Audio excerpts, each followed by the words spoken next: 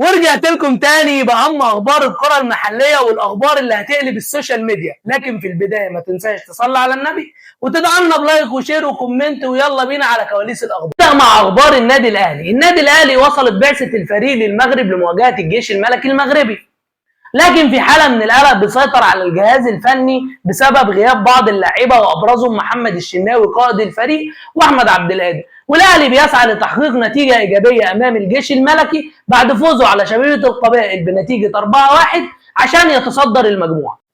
ونروح من أخبار الأهلي للزمالك اللي وصل جنوب أفريقيا لمواجهة كايزر تشيف في تاني جولات الكونفدرالية، ولكن الصدمة كانت في أحمد حمدي اللي أعلن رحيله عن نادي الزمالك بسبب عدم المشاركة. كمان الإشاعة اللي طلعت على نادي الزمالك ومجلس إدارته بتقديم استقالة، لكن وزارة الرياضة طلعت ونفت كل الكلام ده. أخبار الزمالك لاتحاد الكورة وبيراميدز. اتحاد الكورة بيصدر بيان بعدم وجود الفار في دور ال 32 من بطولة كاس مصر. بالنسبة لي أمر غريب، لأن الناس أصلا ماسكة ببعضها في وجود الفار. تخيل الفار مش موجود. كمان بيراميدز بعد فوزه على المقاولين بنتيجة 2-0 بيسافر لزامبيا للعب تاني جولاته في دوري الأبطال أمام فريق باور ديناموز الزامبي.